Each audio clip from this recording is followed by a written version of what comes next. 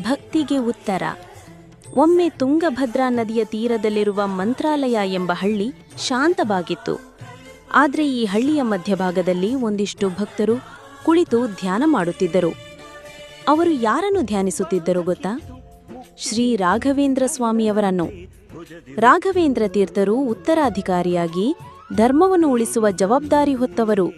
ಅವರು ಶಾಂಕರಾಚಾರ್ಯರ ಆಧ್ಯಾತ್ಮ ತತ್ವಗಳನ್ನು ತಮಗೆ ಅನುಕೂಲವಾದ ತರ್ಕಬದ್ಧ ಧೋರಣೆಯಲ್ಲಿ ವ್ಯಾಖ್ಯಾನಿಸುತ್ತಾ ಜನರಿಗೆ ಆಧ್ಯಾತ್ಮಿಕ ಬೆಳಕು ನೀಡಿದವರು. ಅವರು ತಮ್ಮ ಉಪದೇಶಗಳಲ್ಲಿ ಯಾವಾಗಲೂ ಧರ್ಮೋ ರಕ್ಷತಿ ರಕ್ಷಿತಃ ಎಂದು ಪಾಠ ಮಾಡುತ್ತಿದ್ದರು. ಧರ್ಮವನ್ನು ರಕ್ಷಿಸಿದರೆ ಅದು ನಮ್ಮನ್ನು ರಕ್ಷಿಸುತ್ತದೆ ಎನ್ನುವುದು ಅವರ ನಂಬಿಕೆ. ಒಂದು ದಿನ ಒಬ್ಬ ಬಡ ರೈತ ರಾಘವೇಂದ್ರ ಸ್ವಾಮಿಗಳ ಬಳಿಗೆ ಬಂದ. ಅವನ ಹೆಸರು ಕೃಷ್ಣಯ್ಯ. ಅವನು ತನ್ನ ತಲೆಯ ಮೇಲೆ ಹೂರಿದ ಸಾಲಗಳ ಭಾರದಿಂದ ತೀರ ಭಯಗೊಂಡಿದ್ದ. ಸ್ವಾಮಿ,